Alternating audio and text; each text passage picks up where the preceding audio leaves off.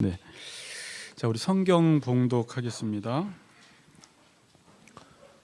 사사기 10장 6절에서 16절 말씀입니다.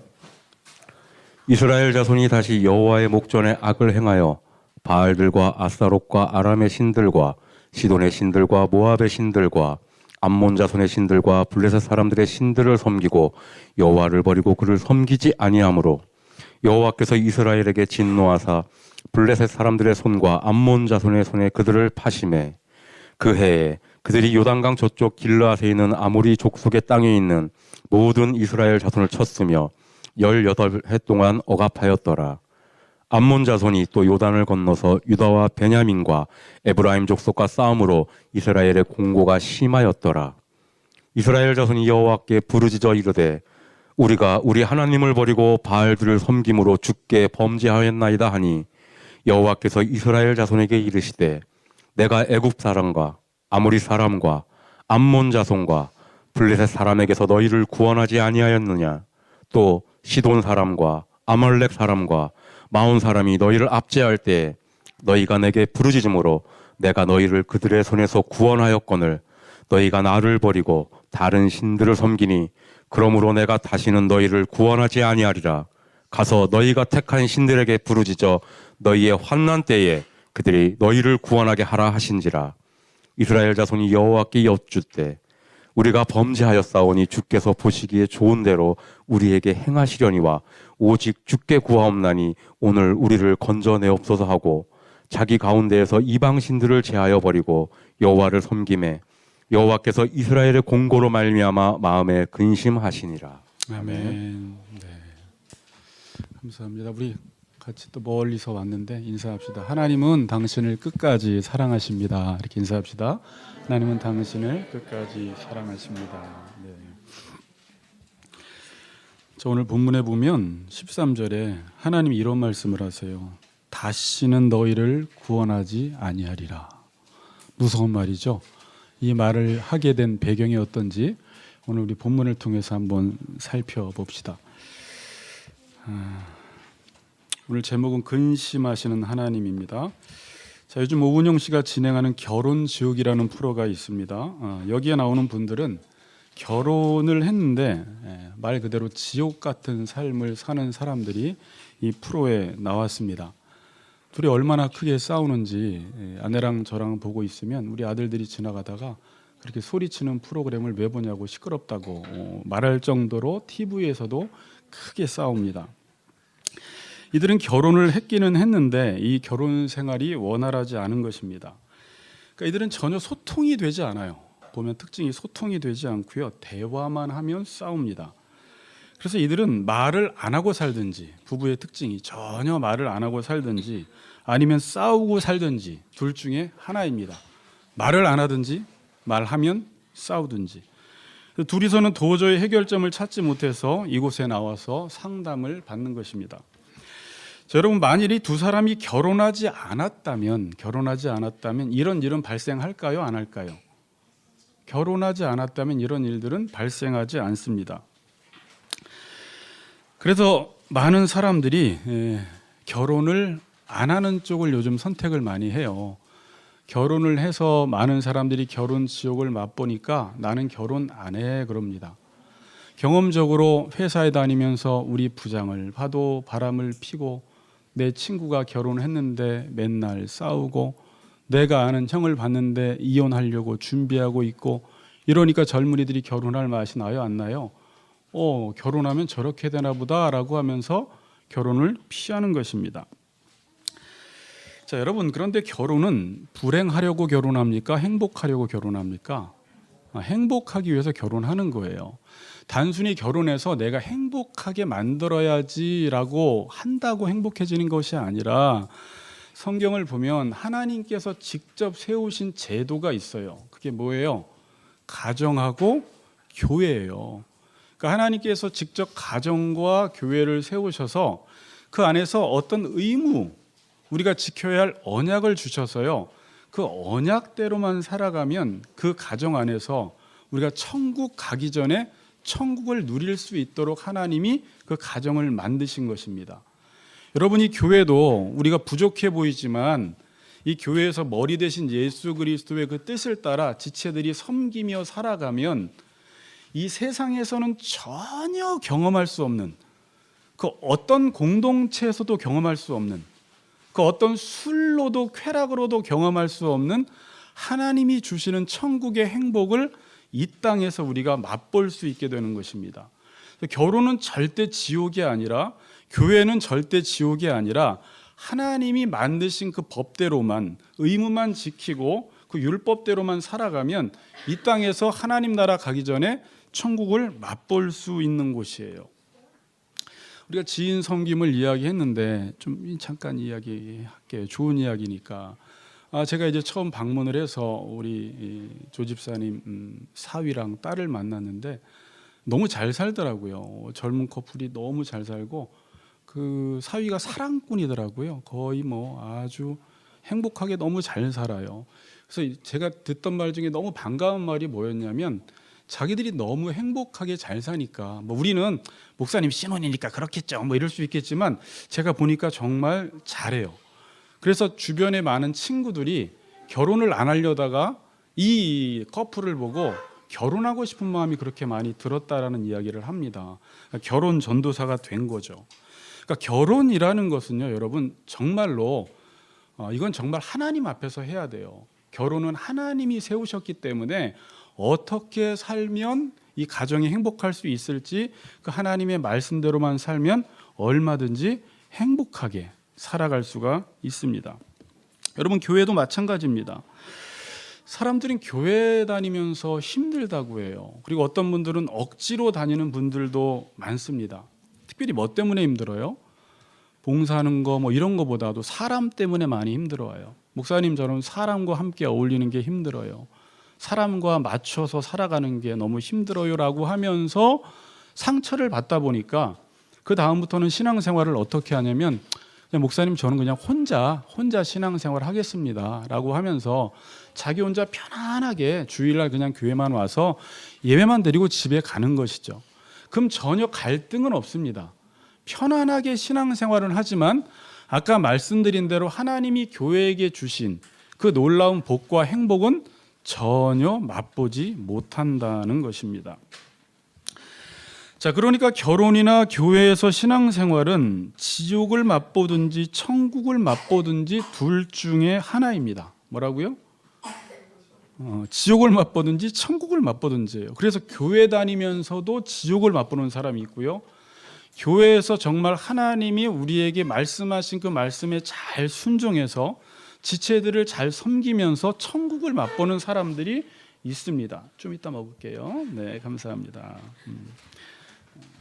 목이 아플까 봐 저렇게 또 갖다 주고. 그래서 결혼과 신앙생활에서 지켜야 하는 언약이 있는데 이 언약을 지키는 삶을 살아가면 반드시 천국을 맛보고 지키지 못하면 지옥을 맛보는 것입니다.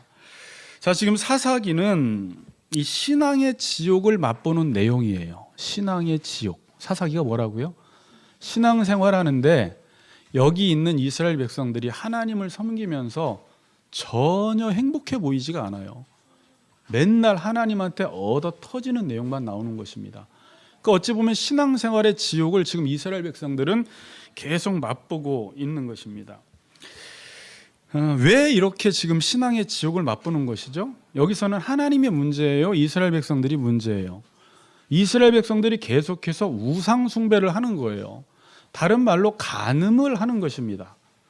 바람을 피는 거예요. 야고보서의 말씀대로라면 세상과 벗된 것입니다. 간음하는 여자들이요, 세상과 벗된 것이 하나님과 원수임을 알지 못하느냐.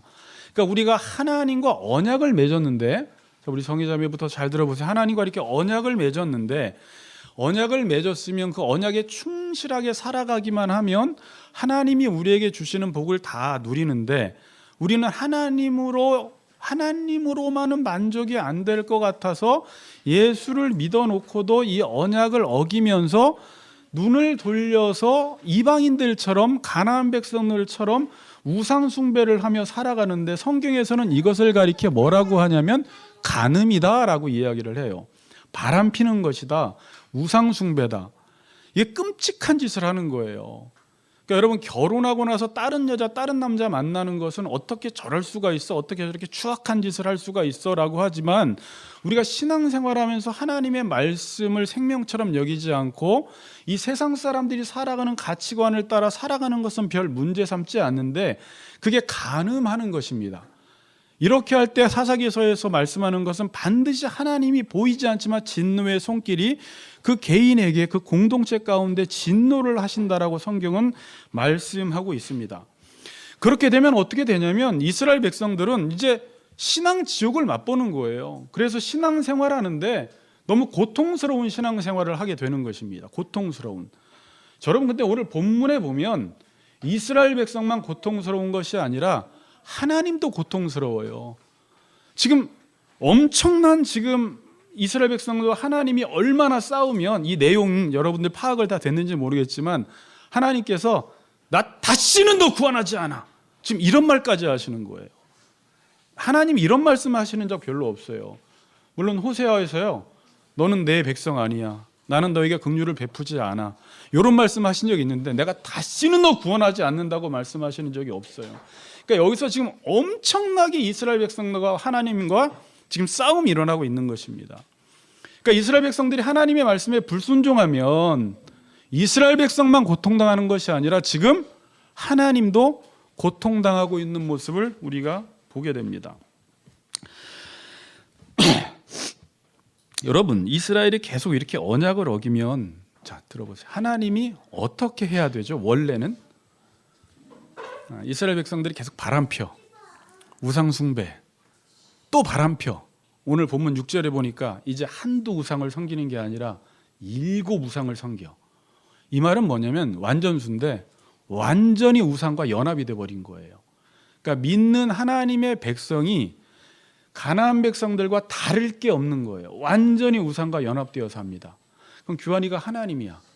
그런데 이스라엘 백성들을 그렇게 출애굽시켜서 구원해 주었고 하나님이 사랑해 주었는데 그 언약을 지키지 않고 맨날 딴 데 눈 팔아서 끊임없이 우상 숭배를 하면 본인이 하나님 일단 어떻게 하겠어요? 네? 끝낸다 그래야죠. 그게 원래 맞는 답이에요. 끝내요. 이혼하는 거예요. 하나님도 끝내시고 싶어요. 그런데 하나님은요, 성경에서 보면 우리가 그런 말을 하죠. 우리를 한번 구원하시면 끝까지 구원하시고 우리를 포기하지 않는다고 말씀을 하세요. 그래서 하나님이 우리가 계속 바람 피워도 끝내지는 않으세요. 여기서 한숨을 후 너무 쉬지 마세요. 오늘 그 하나님의 마음이 어떤지를 좀 봐야 되는데 하나님은 끝내지 않지만 성경 사사기서를 계속 보니까 그때마다 하나님은 끝내는 대신, 법원을 가는 대신 어떤 액션을 취하시죠? 계속 진노를 하세요. 그러니까 여러분, 이게 하나님이 코에서 콧김에서 이렇게 화가 나온다라는 뜻인데 우리가 죄를 짓고 바람을 필 때 보이지 않지만 하나님이 지금 엄청나게 진노하시는 거예요. 그러니까 우리와 싸우시는 거예요. 호세아서에서 논쟁하자, 리브라는 단어, 다투자라는 거예요. 우리 안에 있는 문제들을 모두 들추어내어서 이 문제를 해결하자라고 하면서 결혼 지옥에 나온 그 부부들처럼 보이지 않지만 우리 하나님의 백성과 하나님 사이에 우리가 바람필 때 우리의 삶 속에서 마치 신앙의 지옥을 맛보게 되는 것입니다. 보이지는 않지만. 왜요? 하나님이 우리를 향하여 진노하고 계시기 때문에. 자, 그런데 하나님이 우리에게 진노하시는 목적은 뭘까요? 그냥 매나 맞아라 그러면서 하나님이 그냥 때리고 관두는 게 아니라 그 진노의 목적은 뭐예요? 다시 하나님께 돌아오라는 거예요. 돌아와서 뭐 하라는 거예요? 저 돌아왔어요 그러고 끝나라는 게 아니라 돌아와서 내 언약을 제발 지켜서, 이 언약을 지켜서 네가 복받는 삶을 살아가라는 거예요. 천국은 어떤 곳이냐면 어떤 환경과 조건이 좋다고 천국이 아니라 하나님의 언약의 말씀을 지키기만 하면 천국이 임하는데, 이스라엘 백성들은 그런 모든 조건들이 갖추어졌고 하나님의 자녀가 되었고 가나안 땅까지 들어갔는데 거기서 한눈 팔고 우상 숭배를 하면 하나님이 허락하시는 모든 그 가나안 땅에서의 축복을 다 놓치니까 하나님이 진노하시는 이유는 얘들아 돌아와서 제발 내 말씀대로 살아서 내가 너희들에게 주고자 하는 이 복을 충만히 받으라는 거예요. 그래서 하나님이 진노하시는 것이지 왜 이렇게 하나님은 화를 내시지? 화내는 걸 좋아하시는 분이 아니시라는 것입니다. 절대 그래서 하나님은 이혼하지 않습니다. 근데 이 주제는요 되게 큰 주제예요. 하나님이 이혼하지 않으니까 여러 가지 생각이 많이 들죠? 그 얘기는 나중에 또 해봅시다. 그리고 여러분들이 그건 고민해 보세요. 자, 오늘 본문 6절은 이렇게 시작이 됩니다. 이스라엘 자손이 다시 여호와의 목전에 악을 행하여 바알들과 세보세요.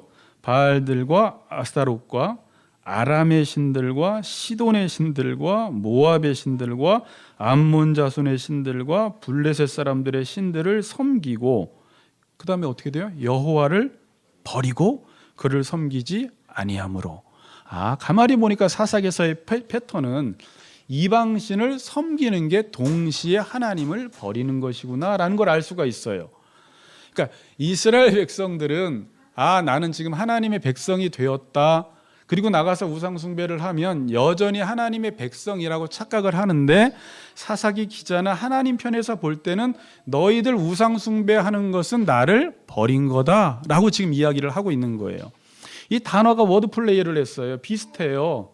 하나님을 섬기다 아바드, 버리다 아자부. 그래갖고 아자부, 아바드 비슷해요. 그리고 에베드는 또 종이에요. 그러니까 하나님을 섬긴다라는 건 하나님의 말씀대로 사는 종이 된다라는 것이죠. 당연히 지금 바알의 말을 듣고 살아가니까 하나님의 말씀을 듣지 않게 되는 것이고 바알을 섬기게 되는 것이고 당연히 하나님은 아자부 버리게 되는 것입니다. 그래서 그를 섬기지 아니함으로 이렇게 나와요. 근데 이번에 문제는 뭐냐면 그냥 바알과 아스타롯만 섬긴 것이 아니라 온갖 신을 다 갖다 섬기는 거예요.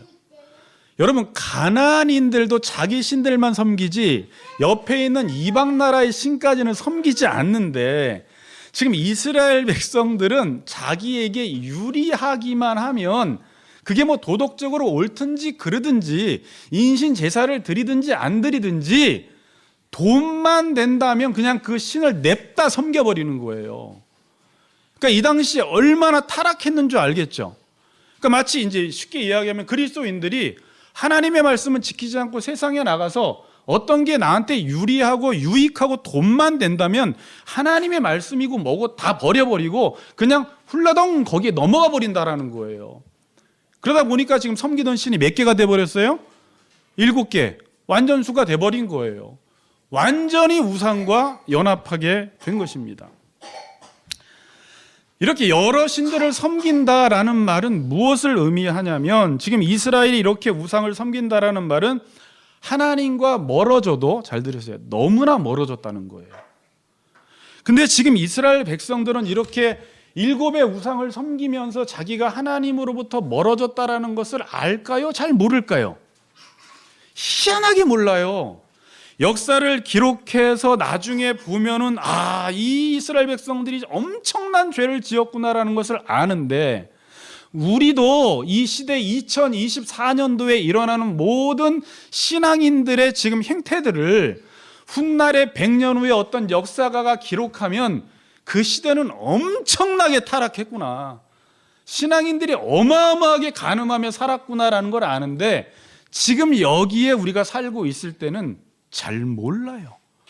누구나 다 그렇게 살아왔고 그렇게 살아오는 게 관습이 되고 습관이 됐기 때문에 몸에 배웠기 때문에 내가 지금 7신을 섬기면서도 자기는 여전히 교회 다니고 집사를 하고 있고 기도를 하고 있고 말씀을 보고 있기 때문에 전혀 자기는 죄책감을 느끼지 못하면서 자기는 하나님을 섬기고 있다라고 착각을 하는데 하나님 편에서 볼 때는 엄청난 지금 진노가 임하고 있는 거예요.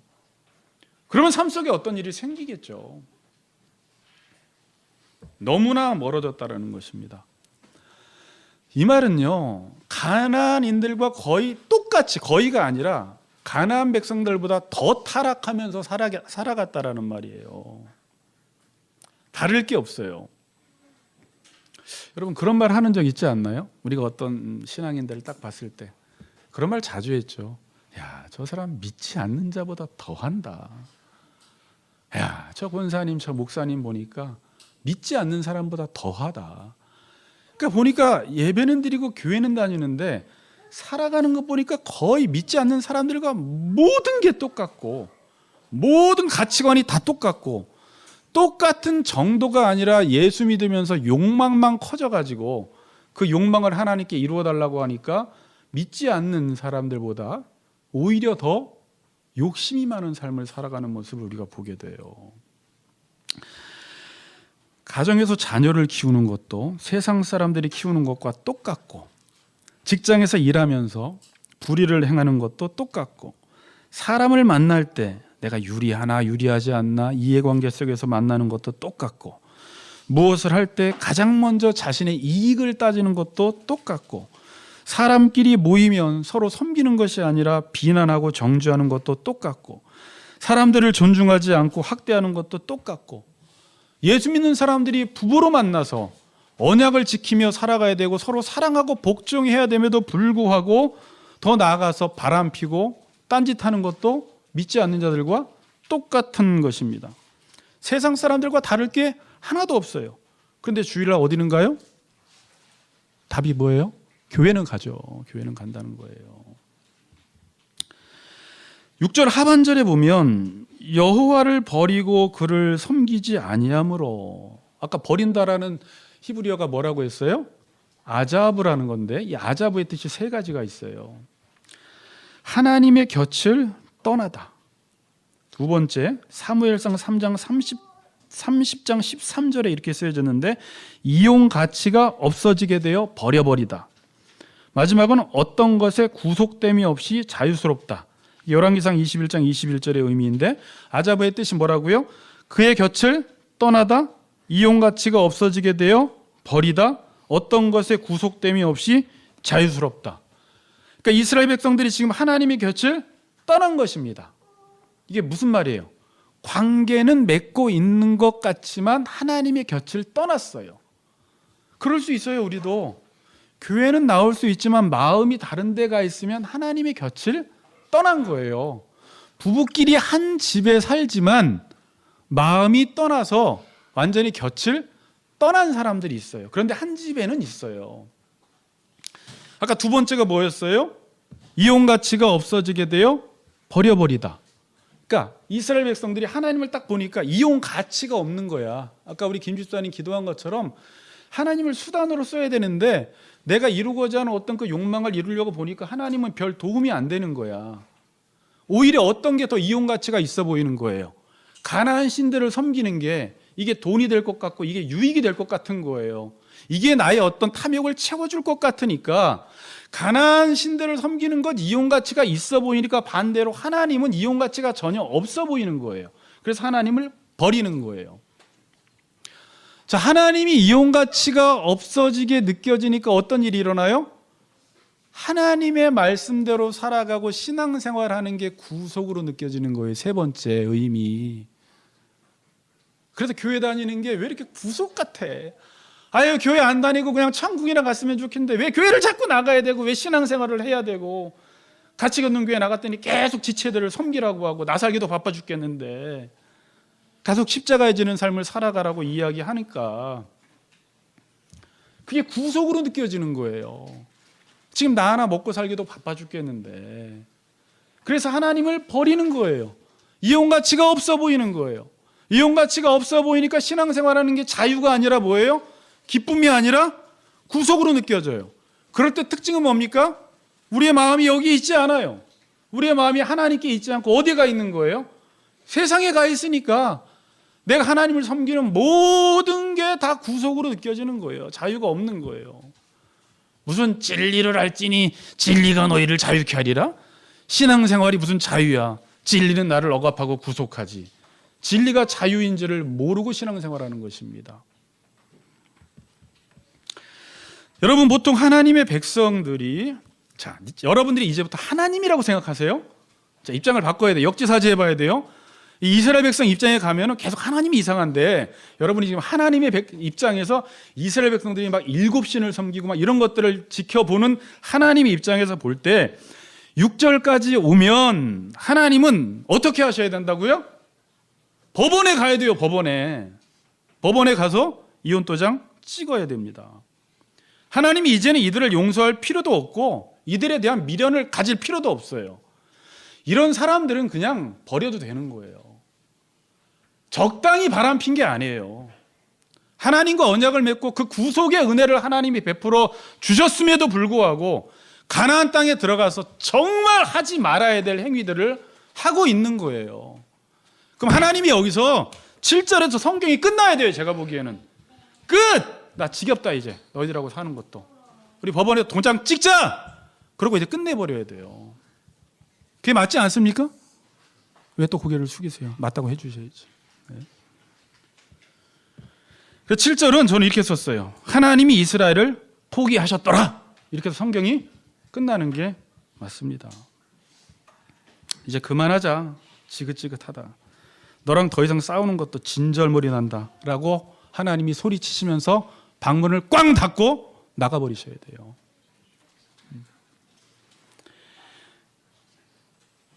결혼해서 아내가 있는데, 교환 씨, 아내가 있는데 한 남자만 만나는 게 아니라 7남자를 월화수목금토일 매일매일 바꿔가면서 잠자리를 바꿔가. 그 저녁에는 술집 가. 뭐 어떻게 할 거예요? 이혼하죠. 설사 사랑이 많다고 해요, 교환 형제가. 그래서 이혼 안 했어. 붙들고 있어. 내가 끝까지 참는다라고 했는데 설사 그 사람이 돌아온다고 해도 이 건널 수 없는 강을 건넌 것 아닙니까? 그 여자랑 어떻게 삽니까? 지금 하나님이 이런 입장이에요, 여러분. 왜냐하면 성경 전체에서 내가 다시는 너를 구원하지 않는다라고 말한 적이 없어요, 하나님이. 이건 하나님이 자기를 부정하는 행위예요. 여호와는 구원자거든요, 지금. 제가 여기다 이렇게 원고에다 이렇게 써요. 이제 심하이 하자. 디엔드 심하이 끝이에요.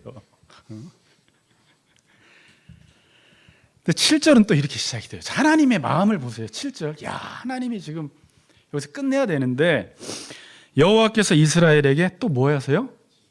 그럼 우리는 또 이스라엘 백성 또 진노해 왜 이러는데 하나님 진노하는 게 지금 복음이에요. 저희 진노라는 말이 복음으로 들리더라고요. 진노하신다라는 건 하나님이 다시 한번 우리에게 기회를 주신다라는 것이고 우리를 포기하지 않는다라는 것이고 아직까지 우리에게 대한 소망을 갖고 계신다라는 말이거든요. 여러분, 부부도 싸운다라는 것은 소망이 있는 거예요.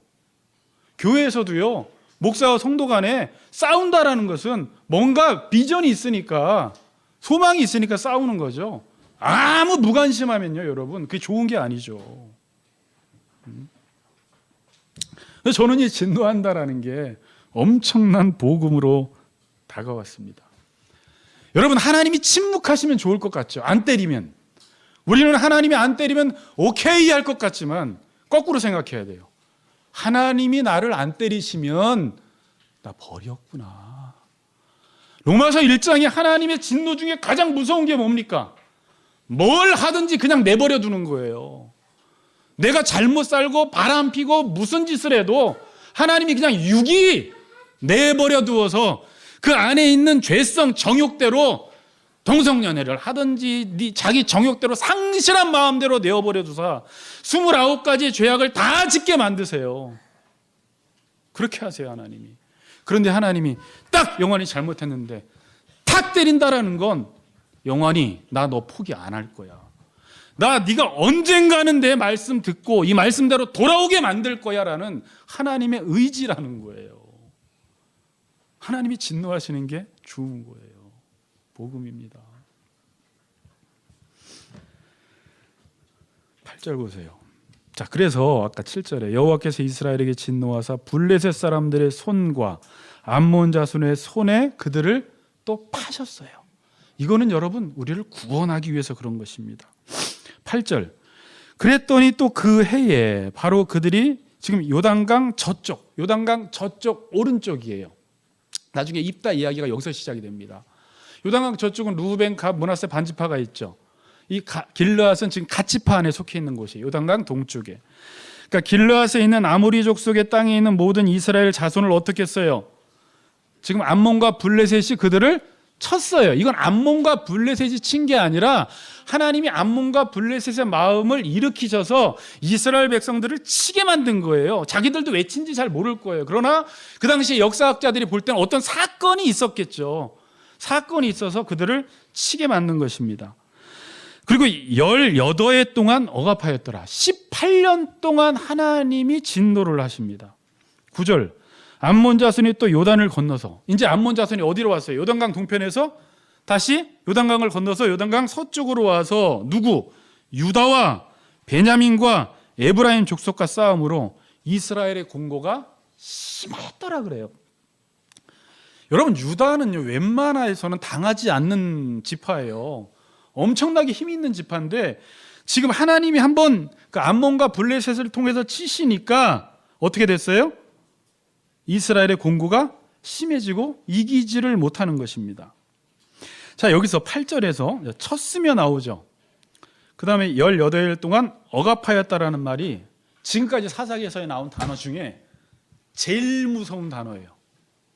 그때 학대라는 단어가 나왔는데 짓누르는 것보다 더 무서운 단어인데, 이 뜻이 쳤으며라는 단어가 산산이 부수며 파괴하다라는 것입니다. 억압하였다라는 으깨버린다라는 뜻이에요. 부셔버리는 거예요. 자, 하나님이 이스라엘 백성들이 일곱 우상을 섬기니까 암몬과 블레셋을 일으켜서 이스라엘 백성들을 하나님이 어떻게 하셨다고요? 그냥 부셔버리는 거예요. 으깨버리셨다라고 나와 있어요 지금. 그러니 그걸 1년도 아니라 18년 동안 하나님이 그 백성을 으깨버리시니까 그 괴로움이 어땠을 것 같아요? 그 괴로움이 심했다라고 지금 나옵니다. 그러니까 이스라엘의 공고가 심해도 너무 심했겠죠. 그러면 이스라엘 백성들이 어떻게 할까요? 어떻게 해요? 아니, 지금 우상 숭배하고 있는데 어떻게 하나님께 나가요? 여러분 지금 막 우상 숭배하고 있는데 힘들어. 그럼 하나님께 나갈 수가 있어요? 처음부터 안 나갑니다. 모든 카드를 다 써봐요. 우리는요, 여러분. 돈 다 써봐요. 사람 다 지인 만나봐요. 할 수 있는 거 모든 거 다 해봅니다. 카드 다 써봤다가 안 되면 어떻게 합니까? 염치 없지만 하나님께 나가는 거예요. 하나님께 나가서 어떻게 해요? 또 부르짖는 거예요. 지금까지 누구 섬기다가? 이스라엘 백성들 온갖 신을 다 섬기다가 하나님 막 으깨어버리니까 안 나갈 수가 없어서 하나님께 나가서 부르짖어요. 그리고 하나님께 하는 말이 이래요. 이스라엘 자손이 여호와께 부르짖어 이르되 우리가 우리 하나님을 버리고 바알들을 섬김으로 주께 범죄하였나이다. 한마디로 내가 잘못했으니 한 번만 살려달라는 말이에요. 잘못했어요. 살려주세요. 다시는 안 그럴게요. 여러분 자식들이 막 생각나고 여러분들이 어렸을 때 막 생각이 나죠. 부모님 앞에서. 막 잘못을 너무 많이 했어. 이제 그냥 부모님 볼 염치도 없어. 근데 부모님 앞에 서야 돼. 그때 하는 말이 다시는 안 그럴게요. 한 번만 용서해 주세요. 라고 여러분들이 여기에 감정을 넣고 지금 이걸 읽어야 돼요. 이스라엘 백성들이 염치 없게 찾아온 거예요. 본문이 별로 어렵지 않아요. 다 우리가 겪었던 거예요. 저는 더 많이 겪었던 거예요. 그래서 본문이 막 살아있더라고요. 그런데 이에 대한 지금 하나님의 대답을 오늘 중요합니다. 이에 대한 하나님의 대답입니다. 11절 여호와께서 이스라엘 자손에게 이르시되 내가 애굽 사람과, 자 이제 하나님이요 과거를 다 상기시켜 버립니다. 애굽 사람과 아모리 사람과 암몬 자손과 블레셋 사람에게서 너희를 구원하지 아니하였느냐? 또 시돈 사람과 아말렉 사람과 마온 사람이 너희를 압제할 때 너희가 내게 부르짖으므로 내가 너희를 그들에서 구원하였거늘 13절에 너희가 나를 버리고 다른 신들을 섬기니 그러므로 내가 다시는 너희를 구원하지 아니하리라 이래 버리세요. 자, 지금 하나님이 한 번만 용서해 주세요. 다시는 안 그럴게요 라고 했을 때 하나님이 이스라엘 백성들에게 과거에 너희들이 하나님께 부르짖었을 때 그 이방인들을 손으로 붙여주었는데 하나님이 지금껏 한 번도 너희들의 부르짖음을 안 들은 적이 없다. 다 들어주었다. 또 여기도 7이에요. 그래서 하나님이 지금까지 너희들을 다 다 구원해 주었는데 너희들은 지금 어떻게 했다는 거예요? 13절에 너희가 또 나를 버리고 다른 신들을 섬기니 그러므로 내가 뭐라고요? 다시는 너희를 구원하지 않겠다라는 거예요. 자, 이때 이 교리적으로 이게 맞아요, 안 맞아요? 하나님이 다시 구원하지 않는다라는 말이 진짜예요, 아니에요? 아닌데 뻥이네 이러면서 그냥 지나갈 게 아니라 하나님의 심정을 지금 우리가 이해해야 돼요. 이스라엘 백성들은 환난 당할 때, 어려움을 당할 때는 항상 하나님 앞에 나와서 부르짖었어요. 그리고 하나님 뭘 아시냐면 얘네들을 용서해 주면 또 나가서 딴짓한다라는 걸 알아요. 알면서 용서를 해줘요, 하나님은요. 근데 해도 너무너무 한 거예요. 하나님을 계속 이용하는 거예요, 이 자식들이. 그리고 하나님은 계속 이용당하는 거예요.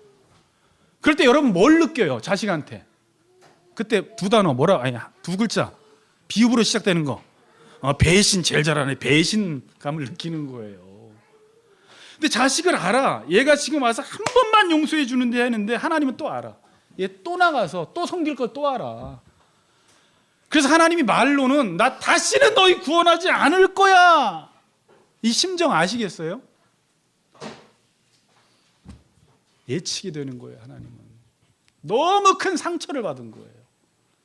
여러분 지금까지 오면서 하나님의 받은 상처는 어마어마합니다.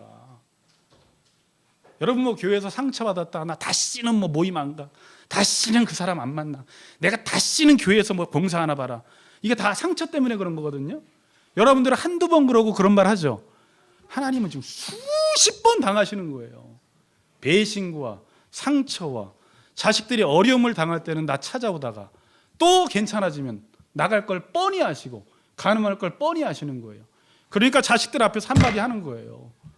나 다시는 너 구원하지 않을 거야. 네 인생 네가 이제 알아서 살아. 네 인생 네가 이제 알아서 살아가 14절이에요. 자, 그런데 여러분 하나님은 구원자세요. 너의 하나님 여호와가 너희 가운데 계시니 그분은 구원을 베풀 자 전능자시라. 예수님의 이름 자체가 여호수아라는 이름 자체가 구원자라는 뜻이에요. 자기 백성을 저희 죄에서 구원할 자이시고 여호와라는 뜻도 구원자의 뜻이에요. 여러분들 이번 주에 출애굽기 읽었죠. 하나님이 여러분들을 종되었던 곳에서 인도해낸 구원자세요. 그리고 광야 생활 속에서도 하나님이 여러분들을 구원하셨고 앞으로도 구원하실 분이 다시는 구원하지 않는다라는 말, 그 하나님의 마음 아시겠어요? 얼마나 지금 우시는지도 몰라요. 하나님의 눈물이 떨어지고 있네요, 여기에 지금. 우시는지도 몰라요. 여러분, 그리고 이 말은 이스라엘에게 충격적인 말입니다. 왜냐하면 이스라엘 백성들에게 하나님이 이런 말을 한 적이 없습니다. 여러분, 어느 날 부모님이 여러분들에게, 내가 혁이한테, 야 혁아, 나 다시는 너 사랑하지 않을 거야. 무서워 안 무서워 혁아?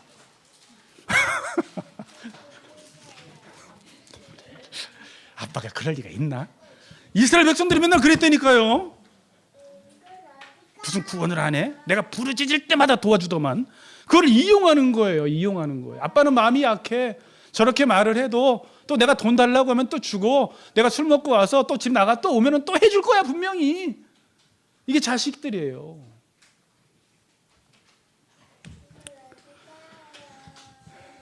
14절 보세요. 가서 너희가, 하나님 이런 말 하세요. 내가 다시는 너희를 구원하지 아니하리라. 그런 다음에 야 가서 너희가 택한 신들에게 부르짖어. 너희가 환난 때 그들이 너희를 구원하게 해. 그냥 하나님 말 보세요. 지금 저는 하나님이 이런 말 하니까 되게 막 정들었어요. 하나님 막 친근하게 느껴지는 거예요. 그냥 하나님이 그냥 권위만 있으시고 힘으로 딱딱딱 구원하신 줄 알았는데 하나님이 이렇게 한번 화나시니까 나 다시는 너희 구원하지 않아. 14절 뭐예요? 너희가 택한 신들 있지? 그러니까 너희가 선택한 그 신들, 야 너희들은 왜 아쉬울 때만 나 찾아오고 구원을 받을 때만 나 찾아오고 또 지들이 또 괜찮아지면 나가서 그런 신들 섬기고 있으니까 어려울 때도 그냥 네가 선택한 신들 찾아가서 도와달라고 해. 그럼 아마 구원해 줄 거야. 영환아, 그렇게 친구가 그렇게 좋아? 그럼 친구 그냥 나가서 살아. 이렇게 말하는 거예요 지금. 너 술이 그렇게 좋아? 그럼 술집 사장해. 그냥 나가. 이제 엄마 보고 필요 없어. 이렇게 말을 하는 거예요. 근데 이게 진짜입니까? 아싸, 엄마가 나가랜다? 이게 아니죠. 엄마가 지금 너무 아빠가 속상하는구나.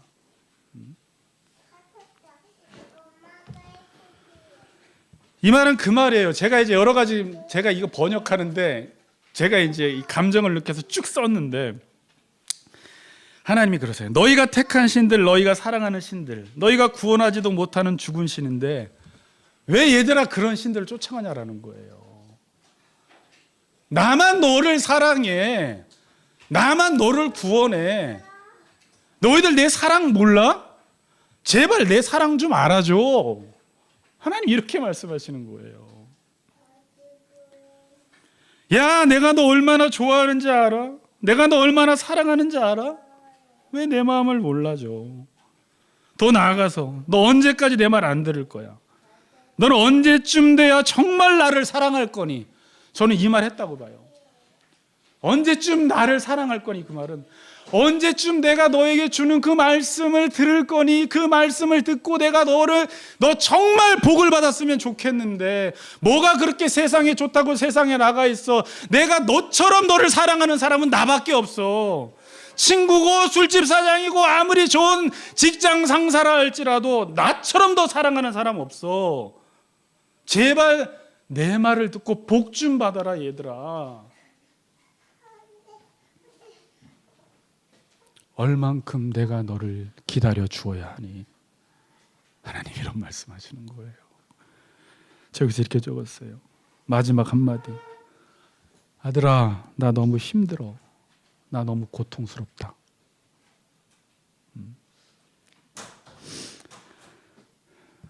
그랬더니 15절에 이스라엘 백성들이 이렇게 나옵니다. 저는 울었을 것 같아요. 여기 울었다고는 나오진 않지만 이스라엘 자손이 여호와께 여쭈되 우리가 범죄하였사오니 주께서 보시기에 좋은 대로 우리에게 행하시려니와 오직 주께 구하옵나니 오늘 우리를 건져 내옵소서. 무슨 말이에요? 아버지, 내가 잘못했어요. 아버지 보시기에 좋은 대로 내게 행해 주세요. 때리면 맞겠습니다. 한 번만 용서해 주세요. 그래요. 아버지 하고 싶은 대로 하세요. 그런데 한 번만 용서해 달라는 거예요. 범죄했습니다. 아버지가 때리면 맞겠습니다. 그런데 한 번만 용서해 주세요. 지금 이스라엘 백성들이 이렇게만 하고 있어요. 16절 같이 읽어보겠습니다. 같이 시작.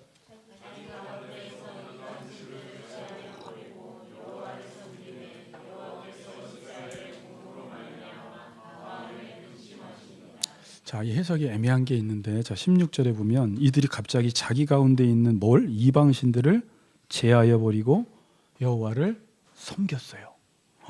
놀라운 변화가 일어났네요. 그러면서 뒤에 여호와께서 이스라엘의 공고로 말미암아 마음에 근심하시니라 그럽니다. 그래서 이걸 이렇게 볼 수가 있어요. 아, 이스라엘 백성들이 회개하고 이제 하나님을 섬기니까 이제 하나님의 마음이 많이 녹아지셨나 보다 라고 생각할 수 있는데, 이 단어를 찾아보면 여러분 그런 뜻이 아니라 여기서 공고라는 말은 여호와께서 이스라엘의 지금 공고로 말미암아 여호와께서 마음에 근심하신다는 것이죠. 그러니까 아들을 보니까, 이스라엘 백성들을 보니까 아까 하나님이 이방인들을 통해서 어떻게 하셨어요? 막 으깨어 버리시고 지금 고통을 당하고 있죠.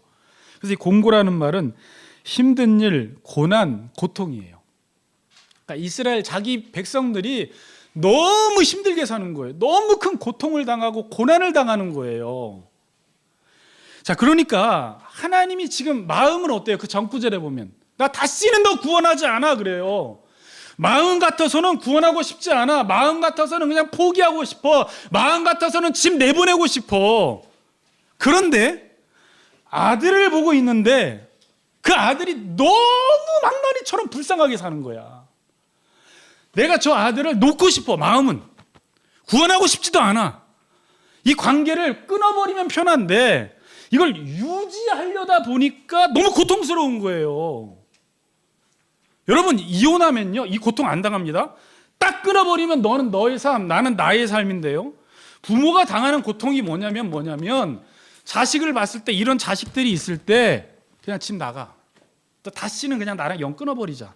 그리고 정말 이 호로 자식아 나가라고 했는데 자식이 나가서 보는데 사는데 너무 고통스럽게 살아. 지질이 궁상맞게 살아.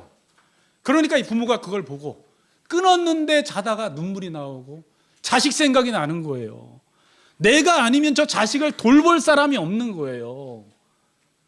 그 뜻으로 근심하였더라 그러는 거예요. 여호와께서 자기 백성들이 공고한 것 보고 근심하는 거예요. 여러분 이 마음 아시나? 저도 목회하면서 조금 깨닫고 자식 키우면서 조금 깨달은 건데 모든 게 관계를 끊어버리면 고통은 안 당하는데 이런 관계가 있어요. 끊고 싶은데 끊을 수 없는, 포기하고 싶은데 포기가 안 되는 거예요. 그럼 어떻게 돼요? 마음은 끊고 싶어. 너무 힘들어서. 그런데 어때요? 안 되는 거예요. 포기가 안 되는 거예요. 그게 지금 여호와의 마음인 거예요. 구원한 이스라엘 백성들이 그렇게 짓눌려서 고통당하는 거 사는 거 보니까 하나님이 내버려 둘 수가 없는 거예요. 그게 아버지의 마음입니다. 이게 아버지의 근심입니다. 결론을 맺을게요. 여러분, 자 보세요. 우리의 구원이 이렇게 이루어졌어요. 고통당하는 하나님이 계시기 때문에, 하나님이 이렇게 상처를 받으시기 때문에 우리가 지금 구원을 받은 거예요. 아시겠어요? 여러분 너무 교리적으로만 접근하지 마세요. 하나님은 한 번 우리를 구원하시면 우리의 구원은 끝까지 가. 그러니까 하나님은 능력이 많으시니까 딱딱딱 구원을 이루시는 것 같은데 호세아서를 보건 여기를 보건 하나님은 지금 인격체이세요. 인격체. 그래서 여러분들이 고난당할 때 마음은 버리고 싶지만 그렇지 못하고 지금 우리를 기다리고 계시는 그 하나님을 여러분들은 느껴야 돼요. 여러분 지금 이 본문은요 입다 이야기로 들어가기 전에 돌라와 야일 이야기를 마치고 이 잠깐의 16절까지의 이 이야기를 왜 여기다 넣어버렸을까요? 왜? 이스라엘 백성들이 얼마나 타락했고 얼마나 세상적이고 하나님의 마음이 이렇게 무너지기까지 이들이 하나님의 속을 썩이고 있는 그 모습을 보여주고 있는 거예요. 근데 여러분 지금 한국교회를 향한 하나님의 얼굴을 한번 생각해 보세요. 마지막이에요. 그냥 집에 가서 묵상해 보세요. 지금 한국교회 상황 여러분들 아시죠? 그리고 여러분들의 신앙생활의 형태 아시죠? 이 행태들 아시죠? 얼마나 세상을 좋아하고 얼마나 썬데이 크리스찬으로 하나님을 우롱하며 이용하고 있는지를 아시죠? 그럼 우리의 구원은 어떻게 이루어질까요? 뭐 당연히 천국 가겠지라고 생각하지만 하나님은 지금 뒤에서 뭐 하고 계세요? 근심하고 계시고 울고 계시고 얘네들이 코로나를 보내면 좀 괜찮아질까? 얘네들이 지진을 일으키면 좀 괜찮아질까? 김정은을 좀 보내면 괜찮아질까? 하나님은 지금도 이제 지금 막 이 어떤 카드를 써야지 이 다음 카드는 이제 으깨버리는 걸 수도 있어요, 여러분. 18년 동안. 그럼 우리는 왜 하나님이 이렇게 한국교회를 버리셨나요? 라고 하소연할 게 아니라 항상 이스라엘 백성들은 그래요. 자기들의 잘못은 못 봐요. 하나님이 왜 이러시지? 왜 이런 코로나를 보내시지? 이런 생각밖에 못 해요. 내가 지금 신앙생활을 가나안 신들을 얼마나 섬기고 있는지는 생각하지 못하고 하나님께만 문제를 돌리는 것입니다. 이 하나님의 마음을 좀 아시고 여러분들이 하나님 앞에 좀 효자가 되었으면 좋겠습니다. 찬양합시다.